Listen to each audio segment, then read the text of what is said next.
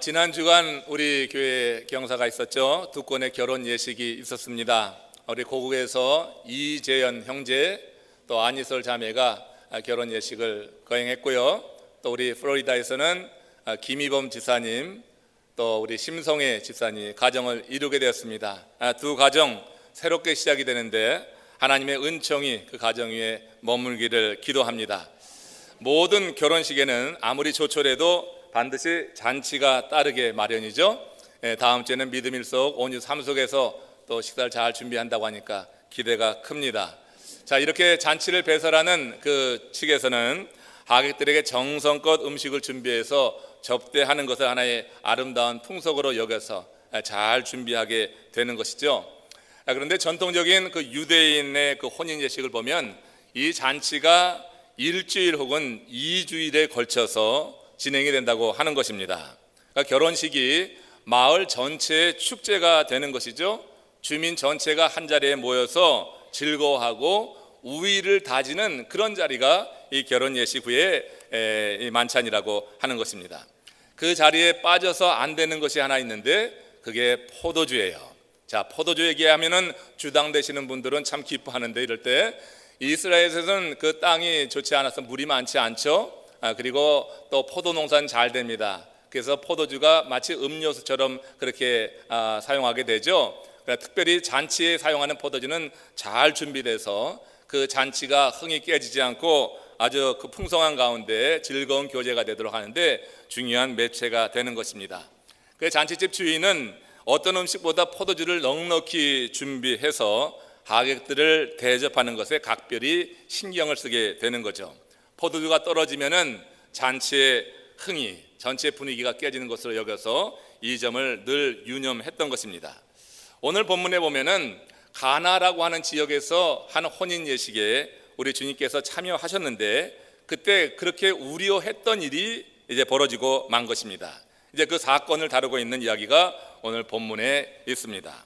예수님은 이 난감한 상황에서 공생의 사역 최초로 표적을 행하신 거예요. 표적은 기적과 좀 다르죠. 이 기적은 놀라운 일, 그래서 원더라고 하지만 표적은 뜻이 담겨 있는 거예요. 그 사인이라고 합니다. 하나님의 특별한 목적을 가지고 일으키시는 이적, 이걸 표적이라고 하는데 이 가나 혼인잔치에서 첫 번째 표적이 행해진 것입니다. 이 표적으로 잔치집 주인은 아주 난감할 수 있었던 그런 상황을 넘길 수 있었고 잔치 분위기는 계속해서 흥겨울 수 있었다고 하는 것입니다. 제가 여기서 든 생각이 그런 겁니다.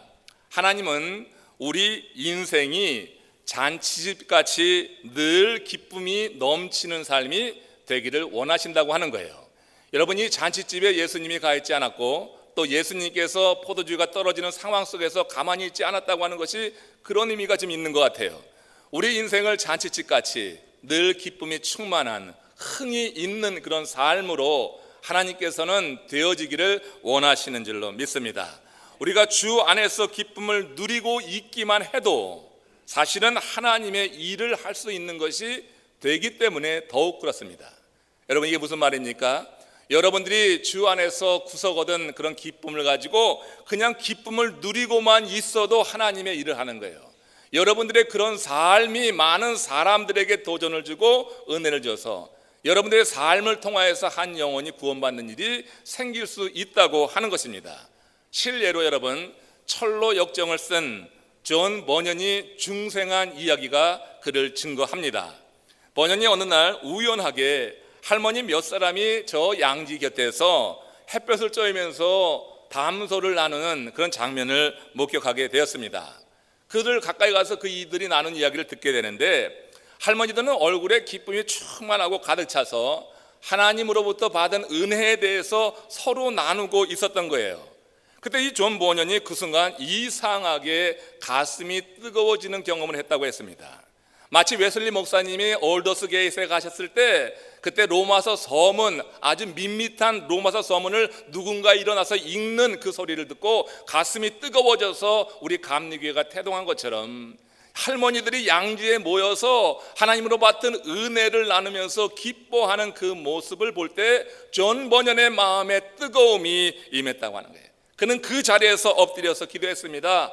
그때 새롭게 되어지는 중생의 경험을 확실히 했다고 그는 기록하고 있습니다. 여러분, 이름도 없는 할머니들이 누리고 있었던 그 기쁨이 한 시대를 풍미한 놀라운 문학가, 정말 위대한 문학가를 만들어내는 그런 원천이 되었다고 하는 거예요.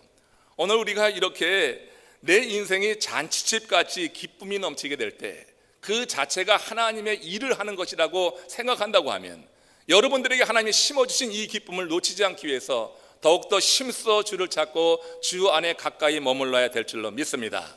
우리 인생이 잔치집같이 이렇게 기쁨이 넘치려고 하면 과연 우리는 어떻게 살아야 될 것인가? 오늘 이 본문이 우리에게 주는 교훈이 있어요. 이 잔치집 표적 사건은 특별한 목적을 가지고 우리에게 뭔가를 교훈하기 위해서 주신 그런 이적이라고 말씀드렸어요. 이 교훈을 한번 듣는 가운데 저와 여러분들의 인생이 늘 잔치집같이, 우리 교회는 잔치집 같잖아요. 늘 이 잔치집 같은 이 분위기, 이 흥이 더욱더 새로워지시기를 주의 이름으로 축원합니다. 자, 먼저 내 인생이 잔치집같이 흥이 넘치기 위해서 우리는 주님의 때를 보는 눈이 열리고 그 주님의 때에 대한 신뢰와 믿음이 있어야 되겠다고 하는 거예요. 여러분, 잔치집에 포도주가 떨어져 가고 있었습니다. 이때 예수님께서 그 장면을 아시고 그 상황을 아시고 예수님께 그 사실을 넌저시 일러주죠. 요한복음 2장 3절에 이렇게 말합니다. 저희에게 포도주가 없다. 지금 엄마가 아들에게 하는 이야기 같은데 다시는 그렇지 않습니다. 지금 이미 마리아는 그 아들에게 특별한 능력이 나타나고 있는 것을 알았고, 엄마가 아들에게 하는 이야기가 아니라 마치 어떤 신적인 대상에게 이런 문제가 있으니 이 문제를 어떻게 좀 해 주십시오 하는 그런 마음으로 지금 저희에게 포도주가 없다 이렇게 말하고 있는 거예요. 여러분, 그 말을 듣고 주님께서 뭐라고 했습니까? 2장 4절에 보면은 내 때가 아직 이르지 아니하였나이다 이렇게 대답할 뿐이었어요. 주님은 아직 당신이 그 문제에 개입할 때가 아니라고 판단하신 거예요. 지금 주님은 때에 대해서 말하고 있는 것입니다. 이 때가 매우 중요한 것이고, 이 때를 아는 사람이 하나님의 일을 하는 거고, 그 하나님의 일을 하면서 열매를 맺을 수 있다고 하는 거예요. 전도서 3장 1절 말씀 함께 같이 읽겠습니다. 천하에 범사가 기한이 있고 모든 목적이 이룰 때가 있나니 했어요. 지금 잘 아다시피 이거 때에 대한 그런 잠언인데, 잠언 이 전도서 3장 1절에서 8절까지 지금 전도자 솔로몬은 많은 때에 대해서 설명하잖아요. 심을 때가 있으면 뽑을 때가 있고, 헐 때가 있으면 세울 때가 있다. 안을 때가 있으면 멀리 할 때가 있다. 지킬 때가 있으면 버릴 때가 있다. 뭐 상당히 많은 그런 때에 대해서 설명을 하고 있습니다. 여러분, 이 때라고 하는 것을 하나님의 시간, 다시 말해서 카이로스, 하나님께서 함께하는 그 시간으로 볼 수 있다고 저는 그렇게 해석을 합니다. 이 때를 분별하고 순종하는 사람이 그렇지 않아도 짧은 인생을 지혜롭게 사는 사람이다 하는 거예요. 우리 인생 여러분 훅하면 지나가는 거 아닙니까? 지금 여러분 짧은 인생입니다. 뭐 평균 수명이 100년이 된다 한들 살아본 사람들은 다 짧다고 말합니다. 정말 짧은 인생인데, 그렇지 않아도 짧은 이 인생이 하나님의 그 때를 분명히 인식하고 그 때에 대해서 분별하고 살아가는 사람이 지혜로워서 그 삶을 풍성하게 할 수 있다고 하는 거예요. 이거 대단히 중요한 의미가 있어요. 여러분, 내 삶이 잔치집같이 늘 흥이 있기 위해서는 이 하나님의 때를 알고 그 때에 집중할 수 있는 그런 여러분 열정과 믿음이 일어날 수 있어야 될 줄로 믿습니다. 이거 중요한 키가 됩니다. 잠언서 21장 5절 말씀 보십시오. 함께 읽습니다. 부지런한 자의 경영은 풍부함에 이를 것이나 조급한 자는 궁핍함에 이를 따름이니라. 제가 여러분 뭐 비즈니스를 오픈하면 이 말씀 자주 인용하는 말씀 가운데 하나입니다. 근데 이게 때와 관련해서도 의미가 있는 거예요. 여러분, 부지런한 자와 조급한 자는 공통점이 있습니다. 바쁘게 움직입니다. 부지런한 자도 열심히 일합니다. 조급한 자도 열심히 일합니다. 바쁘게 움직인다는 점에서는 부지런한 자와 조급한 자 별 차이가 없는 것 같습니다. 그러나 여러분, 부지런한 자는 하나님의 그 때를 알아서 될 일에 집중하면서 바쁘게 사는 것입니다. 그래서 그의 삶은 풍부함에 이르게 됩니다. 그런데 여러분, 조급한 자는 그 때를 몰라서 이 일 저 일 들쑤시고 분주하기만 하다가 궁핍해지고 만다고 하는 거예요. 여러분, 부지런한 것과 조급한 것은 천지 차이가 있는 것입니다. 우리 이민생활 제가 들여다보면 정말 여러분 바쁘게들 삽니다. 바쁘게 사는데 부지런한 사람이 있는가 하면 조급한 사람이 있더라고 하는 거예요. 부지런한 사람은 여러분 하나님의 때를 아는 사람이 지금 이 잠언서에서 말하는 그 부지런한 자가 되는 거예요. 그냥 때 분간도 하지 못하고 그렇게 분주히 움직인다고 일이 되는 게 아니고 삶이 여러분 풀리는 게 아닙니다. 우리 삶이 늘 주님 주시는 기쁨으로 충만하기 위해서는 그 때를 알아서 집중하는 것이 중요하다고 하는 거예요.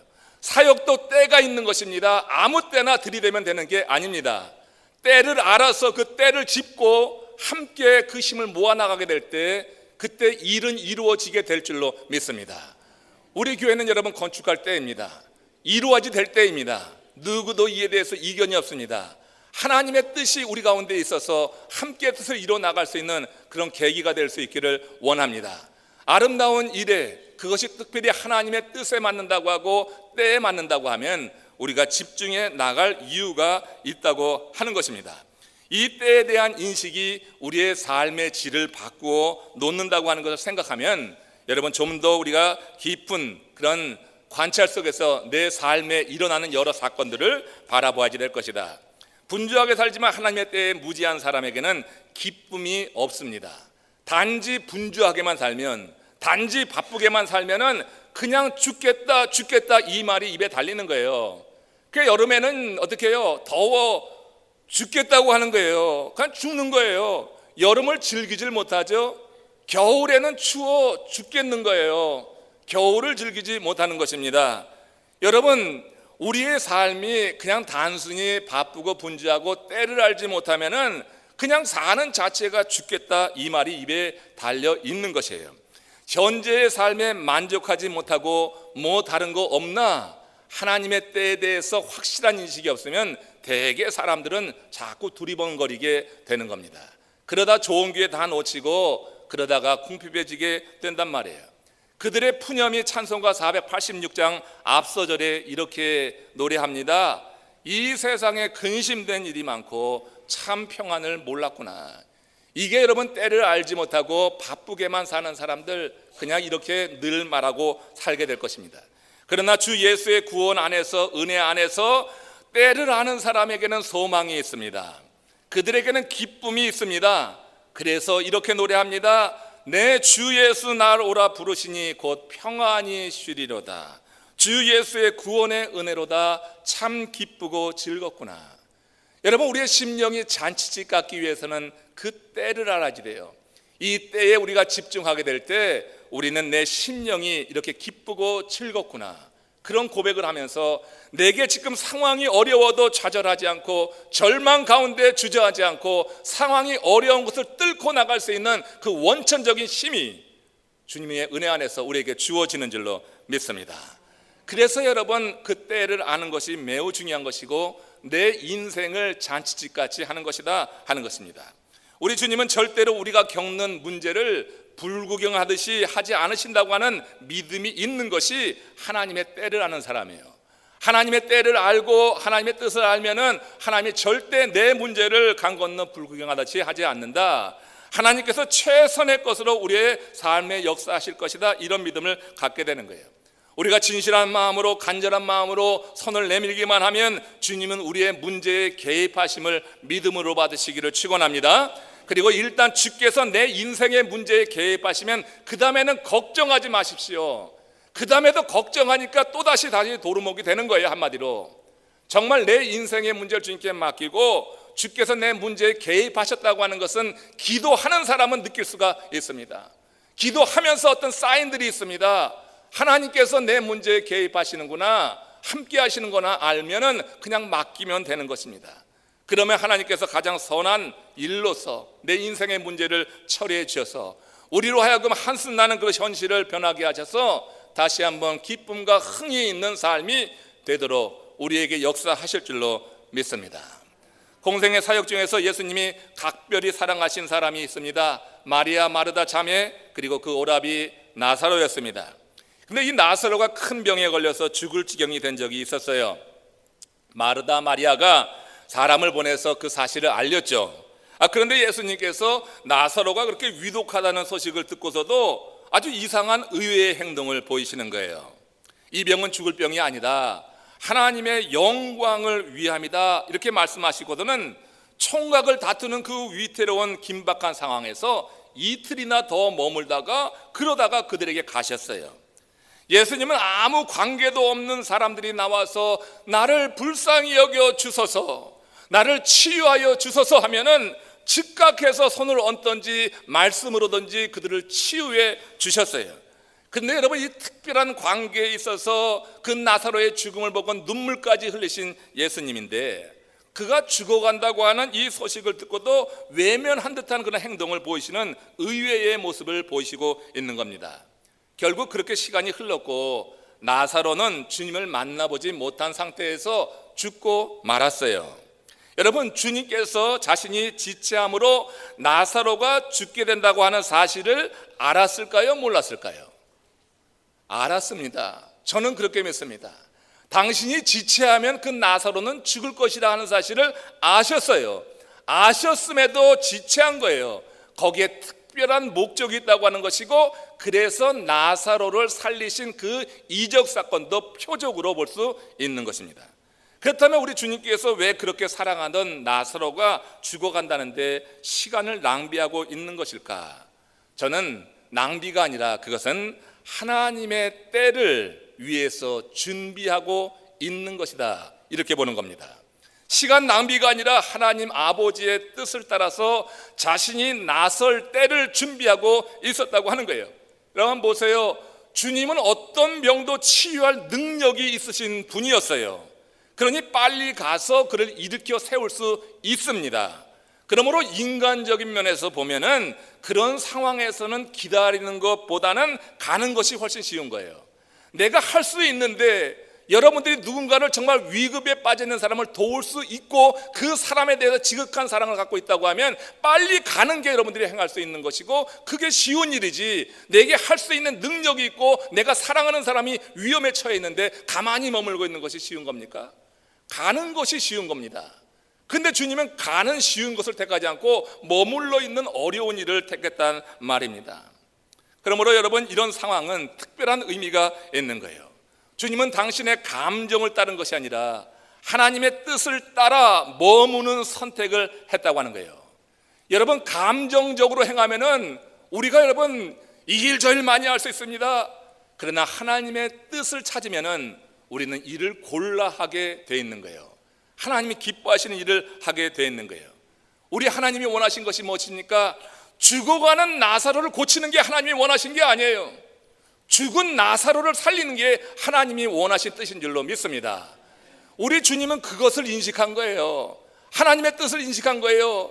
이것은 하나님의 영광을 위한 것이다. 병은 죽을 병이 아니라 하나님의 영광을 위한 것이다 했어요. 그래서 죽어가는 나사로 고치는 거 쉬운 일이에요, 주님으로서는. 그렇지만 죽은 나사로를 살림으로 하나님의 뜻을 드러내기 원했다고 하는 것입니다. 그건 죽은 자의 부활입니다. 여러분, 나사로의 이 다시 산 이야기는 예수님의 부활 사건을 예고하는 것이고, 죽은 자가 살 수 있다고 하는 그런 주님의 능력에 대해서 알리는 특별한 목적이 있는 표적 사건이라고 볼 수 있는 거예요. 여러분, 죽어가는 자를 살리는 것 주님이 얼마든지 할 수 있지만 당신의 감정을 따르지 않고 죽은 자를 살리라고 하는 하나님의 뜻을 알고 그 때를 기다렸던 주님의 이 분별력에 대해서 여러분 깊이 생각하시고, 여러분들에게도 기도할 때 하나님이 이 때에 대한 가르침을 주십니다. 아무 때나 들이대지 말고 아무 때나 나서지 말고 기도하고 나서라고 하는 거예요. 기도하면서 주의 일을 하라고 하는 거예요. 그럴 때 시행착오가 없는 것입니다. 내 기분에 따라서 내 멋대로 내 마음대로 감정대로 행하다가 다 뒤집어 엎고 그리고 다시 시작하는 그런 일이 아니라, 정말 기도하면서 하나님의 뜻을 알아서 행해 나가게 될 때 하나님께서 그 삶을 통하여서 받으시는 영광이 있고, 우리 삶에는 그런 부지런한 자가 갖는 풍성함의 복을 하나님이 허락해 주실 줄로 믿습니다. 그 하나님의 뜻을 알고 하나님의 때에 대한 믿음이 있을 때 우리의 인생은 평안한 거예요. 여러분 보세요. 주님께서 어려운 결단을 했지만 그 머무는 동안에 주님의 마음이 조급하진 않았어요. 하나님께서 하실 일을 알았기 때문에, 자신을 통하여서 이룰 일을 알았기 때문에, 그가 죽더라도 다시 살리실 하나님의 뜻에 대해서 알았기 때문에 기다리는 동안에 조급하지 않았다고 하는 거예요. 그래서 하나님의 뜻을 알고 하나님의 때에 대한 믿음이 있을 때 그 인생에는 강 같은 평안함이 있다고 하는 거예요.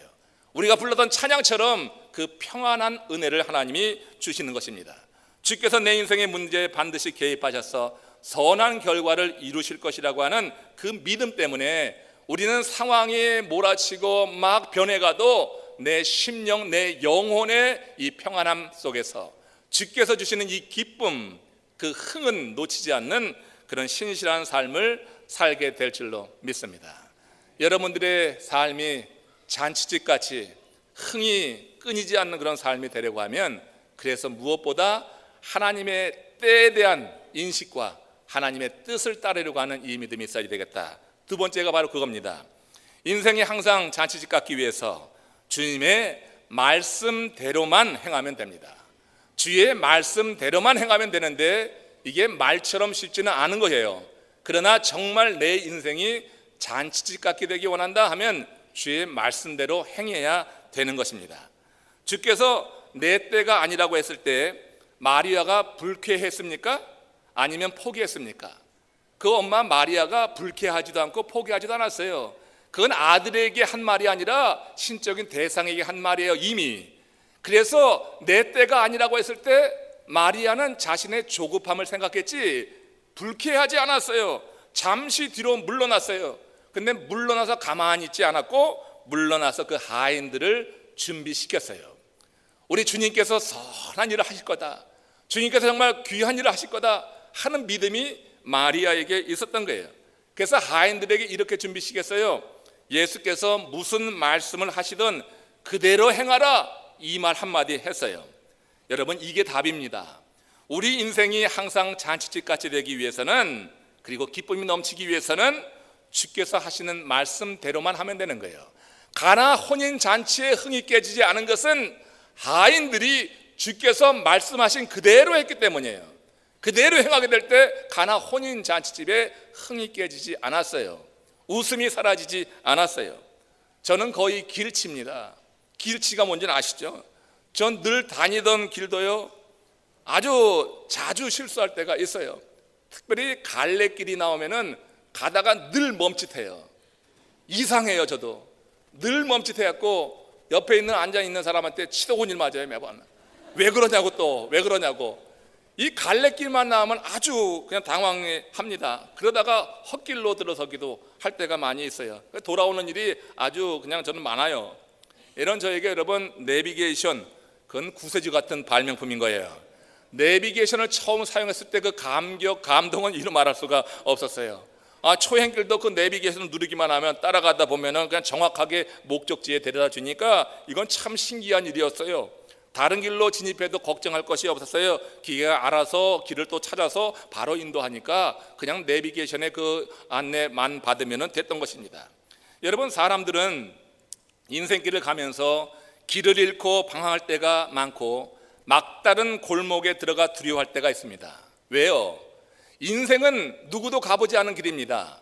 한 번도 가보지 못한 그 길을 자기 고집대로, 자기 마음대로 마이웨이를 외치며 간단 말이에요. 어느 사람이 우리가 인생길을 한번 가봤어요? 이 시간 이후에 인생길 가본 사람이 어디 있어요? 한 번도 가보지 못했는데, 그런데 가보지 못한 그 길을 자기 고집대로, 자기 마음대로 간단 말이에요. 여러분, 인생길에서 마이웨이 외치는 거 자유입니다. 자유예요, 그야말로. 그러나 그 길의 결국은 파멸임을 알아야 됩니다. 전혀 엉뚱한 곳에 우리를 갖다 둘 거예요. 그 마이웨이, 그 노래 여러분 불경한 노래입니다. 그거 따라하지 마세요. 그 마이웨이, 여러분 내 마음대로 가는 거 자유 같지만 자유가 아니에요. 믿는 자는 주 안에서의 자유를 누려야 될 줄로 믿습니다. 지난 한 주간 새벽에 우리에게 주신 말씀이 그거 아니에요. 내가 자유하지만 스스로 자유를 반납했다고 하는 거예요. 한 사람을 얻기 위해서 유대인에게는 유대인처럼 하고 이방인에게는 이방인처럼 하고 할례 없는 자에게는 할례 있으나 할례 없는 자처럼 하고 하는 그런 말이 뭐예요? 내 자유를 포기한 거예요. 그게 참된 자유가 되는 거예요. 여러분, 이렇게 우리 내 자유를, 내 마이웨이를 외치면은 그 길에 결국은 파멸이에요. 하나님이 원하시는 길이 분명히 아닐 거예요. 우린 불완전하기 때문에 내 길, 내 마음대로 가면은 반드시 그릇된 길에 가 있게 되는 거예요. 그렇기 때문에 여러분, 우리 인생집이 항상 잔치집 같으려고 하면 하나님은 말씀하시고 나는 따른다고 하는 이 원칙을 지켜나가야 될 줄로 믿습니다. 한번 따라해 보세요. 하나님은 말씀하시고 나는 따른다. 이게 여러분들 삶의 뇌리에 박혀 있어야 돼요.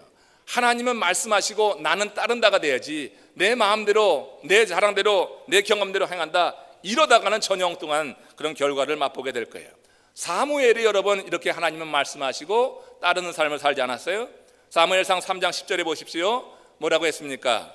사무엘이 가로되 말씀하옵소서 주의 종이 듣겠나이다. 이게 여러분 처음 부르심을 받을 때 이 대답인데, 이 대답이 사무엘의 평생의 대답이었어요. 주여 말씀하소서 나는 따르겠나이다 하는 것입니다. 주여 말씀하소서 나는 따르겠나이다. 그에게 주어진 업무가 두려운 일이라 할지라도 주께서 말씀하시면 사무엘은 나가서 권력 앞에서, 살아있는 권력 앞에서도 하나님의 말씀을 전했어요. 주여 말씀하소서 나는 따르겠나이다. 이게 여러분 사무엘의 그런 삶의 가치관이었어요. 우리의 삶이 잔치집같이 늘 흥이 있고 기쁨이 충만한 삶은 주님은 말씀하시고 나를 따른다고 하는 이 삶의 원칙이 제1원칙이 되면은 여러분들은 어떤 상황 속에서도, 세상이 어떻게 변해도, 당장 지구가 망해도 하나님이 주시는 이 심령의 기쁨은 절대 놓치지 않게 될 줄로 믿습니다.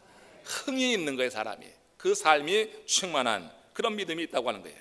마리아가 하인들에게 준비시킨 것이 바로 이것이에요.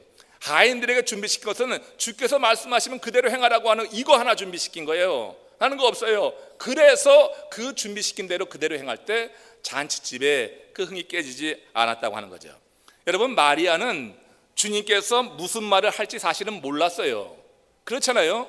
무슨 말을 할 줄 알아서 이 말 한 게 아니에요. 마리아도 지금 예수님 무슨 말을 할지 모르는 거예요. 그렇지만 예수님의 말씀을 들은 하인이 행할 바에 대해서는 알고 있었어요. 무슨 말을 하든지 하인이 할 것은 따르는 거예요. 그러니까 하인이 할 거는 알고 있는 거예요. 주님이 무슨 말 할지 모르지만. 여러분, 우리도 마찬가지예요. 우리가 기도할 때 우리가 살면서 주의 일을 한다고 하지만 주께서 어떤 말씀을 하실지 모르는 거예요.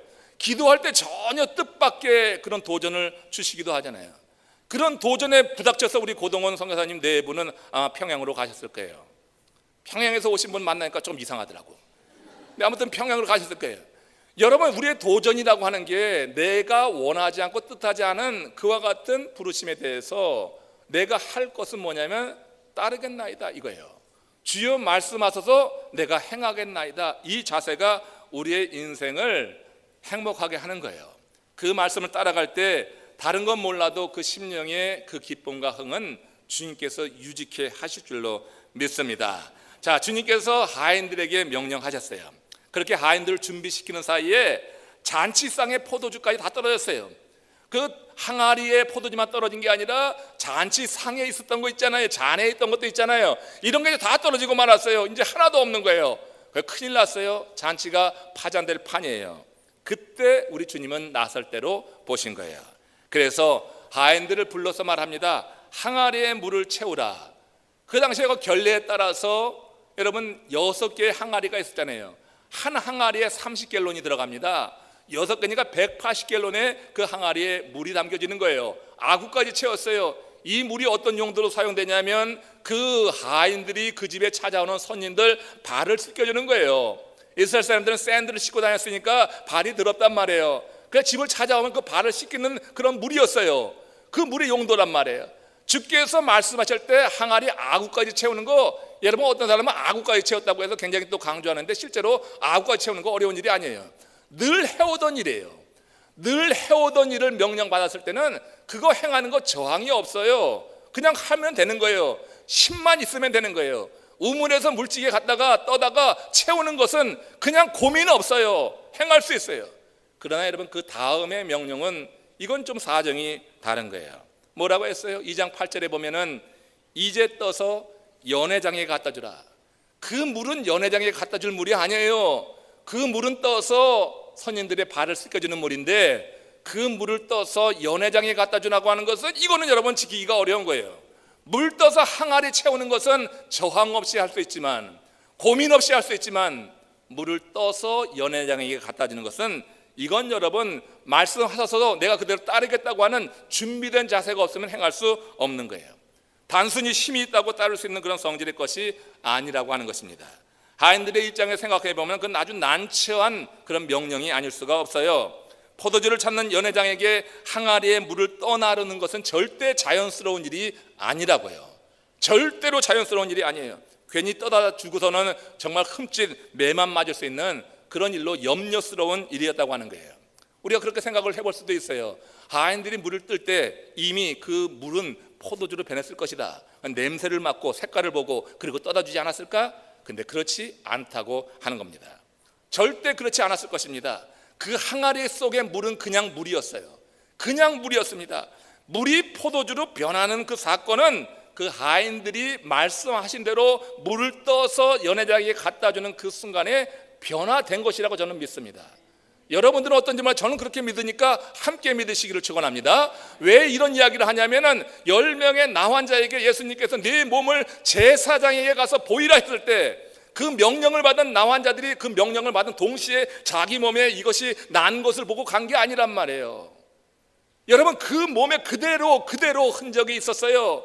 그런데 제사장에게 그 몸을 가지고 간다고 하는 것은 제사장에게 나갔다가 죽을 일입니다. 그건 정상인의 회중에 못 들어가니까. 그렇기 때문에 주께서 말씀하신 대로 내가 따르겠나이다고 하는 믿음이 없이는 제사장에게 나갈 수가 없는 거예요.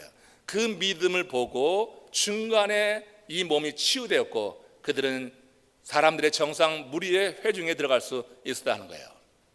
예수님이 말씀하실 때 이 물 떠서 연회장에 갖다 줘라. 그때 그대로 그 물이었어요. 물을 뜨는데 그대로였어요.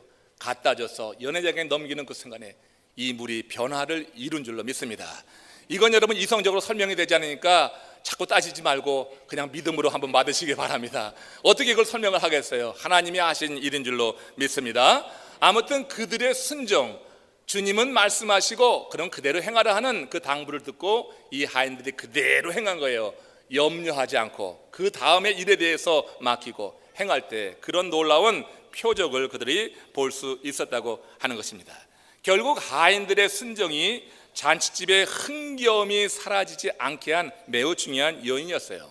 여기서 배우는 교훈이 바로 이것인 것입니다. 내 인생 잔치집 같으려고 하면 무슨 말씀을 하시든지 그대로 행하자. 오늘 여러분 그렇게 한번 마음으로 결심하시기를 주의 이름으로 축원합니다. 그러니까 내 마음에 아직도 기쁨이 없어. 늘 근심과 염려, 그냥 걱정만 가득 차 있어. 근데 오늘 답을 주셨거든요. 이게 말씀이거든요. 주께서 응답해 주신 거거든요. 근데 이것도 받느냐 마느냐는 여러분 자유예요. 계속해서 그냥 그렇게 살 수도 있고, 이 말씀을 받는 사람은 여러분들 마음속에 그 시간부터 마음에 하나님이 주신 은혜 안에서 기쁨과 흥이 일어나게 될 줄로 믿습니다. 연회장이 가져온 물로 된 포도주, 그 맛을 연회장이 봤습니다. 그리고 신랑을 불러서 이런 얘기합니다. 요한복음 2장 10절입니다. 같이 읽습니다. 사람마다 먼저 좋은 포도주를 내고 취한 후에 낮은 것을 내거늘 그대는 지금까지 좋은 포도주를 두었도다. 그죠? 이상한 거예요. 일반적으로 잔치를 배설하는 주인은 손님이 취하기 전에 한마디로 혀끝이 감각이 있을 때 최상의 포도주를 내서 그렇게 제공하고, 이 혀가 둔해지면은 그 다음에는 저질 포도주를 내서 그래서 그 잔치가 계속 유지되게 한단 말이죠. 그런데 가나 혼인잔치에서는 그 순서가 바뀐 거예요. 여지까지 먹었는데 이제까지 먹어본 것보다 더 최상의 포도주가 온 거예요. 그러니까 연회장이 놀라죠. 여러분들은 별로 안 놀래. 근데 연회장은 대단히 놀란 거예요. 연회장이 너무나 놀란 거예요. 놀랐어요. 그래서 이렇게 신랑을 불러서 말을 했던 거예요. 하인들이 떠나른 물로 된 포도주를 맛본 연회장은 그 맛이 최상품이라고 하는 것을 대번에 알아본 것입니다. 잔치 경험이 많았던 연회장으로서는 도무지 이해하지 못할 일이 지금 벌어지게 된 거예요. 여기 연회장이 이런 반응을 보인 것을 지켜보던 하인들의 마음에 큰 기쁨이 있겠다. 저는 그렇게 생각합니다. 연회장이 그렇게 놀라는 표정을 보고 이 하인들은 참 기뻤겠다. 요한복음 2장 9절의 내용 확인해 봅시다. 같이 읽습니다. 연회장은 물로 된 포도주를 맛보고 어디서 났는지 알지 못하되 물 떠온 하인들은 알더라.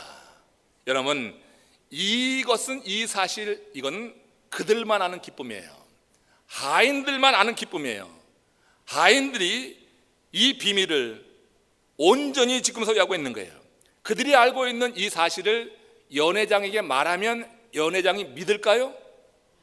안 믿을 것 같아요. 연회장이 믿을까요? 안 믿는 거예요. 미리 준비된 게 없어요. 그러니 항아리에 물을 가져왔는데 포도주로 변했나이다 하면 너 지금 돌봄이 필요하다 이렇게 할 거예요. 그럼 미친 거죠. 그걸 어떻게 믿겠어요? 너 돌봄이 필요하다. 그래서 이렇게 셋어사이드 이렇게 제껴놓을 거예요. 여러분, 이 기쁨은 그 하인들만 맛볼 수 있는 거예요. 하인들은 부인할 수 없는 그들 눈 앞에서 이루어진 이 이적 앞에 신비로운 경외감과 함께 큰 기쁨을 누렸을 것이다. 그 기쁨은 누구도 빼앗지 못하고 세상의 그 무엇으로도 대신할 수 없는 기쁨인 줄로 믿습니다. 그런 현실, 그런 사실, 그런 상황 속에서 이걸 목격했다고 하면 세상의 어떤 자리가, 어떤 부가, 어떤 지위가, 권력이 이 기쁨을 대신하겠어요? 이건 여러분 그 하인들만 누릴 수 있는 기쁨이었어요. 이 기쁨은 주께서 무슨 말씀을 하시든지 그대로 하라. 항아리에 물을 채우는 것도 뭐 쉽지 않은 명령이지만 그 물을 떠서 연회장에게 갖다 주는 것은 이건 정말 행할 수 없는 일이지만 무슨 말씀을 하시든지 그대로 행하세. 그때 그들은 연회장 앞에 가서 그가 놀라는 장면을 보고 사람마다 최상의 포도를 먼저 내고 나중에 저질 포도를 내지만 여긴 그렇지 않구나 하는 그런 말을 하면서 놀랐을 때 이 하인들의 그 심령의 기쁨은 말할 수 없는 것이었다. 이런 기쁨을 누리는 성도들이 모이는 교회가 잔치집 같은 교회가 되는 겁니다. 저는 우리 교회가 잔치집 되기를 주의 이름으로 축원합니다. 지난 다음 주에는 어차피 잔치집이 되겠어요. 그렇지만 하여튼 우리 교회가 정말 잔치집 같은 교회가 됐으면 좋겠어요. 그냥 성도들이 이 기쁨을 알아서 제게 주어진 책무가 그거예요. 제 사명이 여러분들 마음에 그 기쁨을 심어주는 건데 여러분들 스스로도 정말 주의 말씀에 귀를 기울여서 주여 말씀하는 내가 따르겠나이다. 주의 때에 대한 그런 어떤 갈급한 마음, 때 인식에 대한 그런 믿음도 있고 뜻을 분별하여 알아서 그걸 그대로 행할 때 그 마음에 임하는 이 기쁨에 대해서 여러분들이 깊이 생각해 보세요. 늘 읽던 가나 혼인 잔치일 거예요. 근데 오늘 특별하게 여러분들에게 와닿은 분이 분명히 계십니다. 이 말씀이 여러분들을 살리는 레마의 말씀이요, 오늘 여러분들에게 주시는 응답의 말씀이 되는 겁니다. 이 말씀을 받는 것입니다. 이렇게 잔치집 같은 성도들이 모이는 그런 교회는 그냥 가만히 그 기쁨만 가지고 살아가도 이게 전도가 된다고 하는 것. 여러분, 세인트루이스를 지나던 한 변호사가 주일 아침이 되었습니다. 아니 주일 아침 되었는데 이 변호사가 교회를 찾는 거예요. 이 변호사는 제 설교를 들은 사람이에요. 그러니까 휴가철에도 교회를 가는 거죠. 휴가철에도 운전하고 가다가 그러다가 주일날이 되었어요. 그러니까 이제 그 예배당을 찾아가는 거예요. 찾다가 그 교통 순경한테 추천을 받았습니다. 이 교회를 가보시오. 근데 그 순경이 소개한 그 교회로 가는데 가다 보니까 몇 개 교회를 그냥 지나치게 되는 거예요. 그 예배를 마치고 돌아오는 길에 그 경찰을 다시 만나서 물었어요. 궁금해서. 아니 왜 굳이 저 먼 그 교회를 소개했습니까? 그랬더니 그 교통순경 하는 얘기가 그런 말입니다. 이 지역에 어느 교회가 좋은지 제가 직접 가보지 못해서 실제 알지는 못합니다. 그러나 주일 아침마다 교통정리를 하다 보니까 그 교회에 다니는 교인들의 얼굴 표정이 제일 밝고 기뻐 보였습니다. 그래서 그 교회를 소개했습니다. 여러분 보세요. 이렇게 세상 사람들의 눈에도 은혜 받은 얼굴과 은혜 받지 못한 얼굴이 구별이 되는 거예요. 그것이 구별이 되는 거예요. 설령 힘겨운 문제가 있을지라도 은혜 받은 백성에게서는 영혼에서 풍겨나오는 그 기쁨이 있는 것입니다. 내 삶이 지금 힘들어도 정말 은혜 받은 하나님의 사람들에게는 심령에서 울려나오는 기쁨이 마땅히 있어야 되는 거예요. 여러분 시편 93의 19절 마지막 말씀입니다. 잘 보십시오. 같이 읽습니다. 내 속에 생각이 많을 때 주의 위안이 내 영혼을 즐겁게 하시나이다. 왜 생각이 많아요? 이 세상에 근심된 일이 많으니까. 이 세상에 근심된 일이 많아서 세상 사람들 생각 많습니다. 정말 생각 많습니다. 근데 구원받은 사람은 좀 단순해져야 돼요. 너무 단순해서 또 야단맞는 경우도 있던데, 근데 아무튼 단순해져야 돼. 내 속에 생각이 너무 많아서 근심이 떠나지 않는 그런 인생은 옳은 인생이 아니에요. 지금 다윗은 이렇게 말해요. 내 삶에도 이렇게 생각을 많이 할 그런 상황들이 있었지만 주의 위안이 내 영혼을 즐겁게 하시나이다.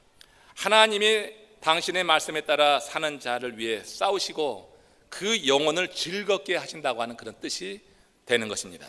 그래서 그들의 삶에는 어려운 상황 속에서도 이 잔치집 같은 흥이 절대 끊이지 않는 그런 기쁨이 있는 그런 삶이 되는 줄로 믿습니다. 오늘 생각이 많으신 분들 주의 위안 안에 위로를 받으시고 주께서 오늘 말씀하셨으니 내가 따르겠나이다, 이런 고백을 가지고 우리 한번 주님의 은혜 보좌로 다시 한번 나가봅시다. 주께서 여러분들을 살피셔서 하나님이 주시는 은혜, 그 마음이 우리 가운데 자리하기를 원합니다. 자, 우리 다 같이 합심으로 기도하시면서 주의 은혜 보좌로 나갑니다.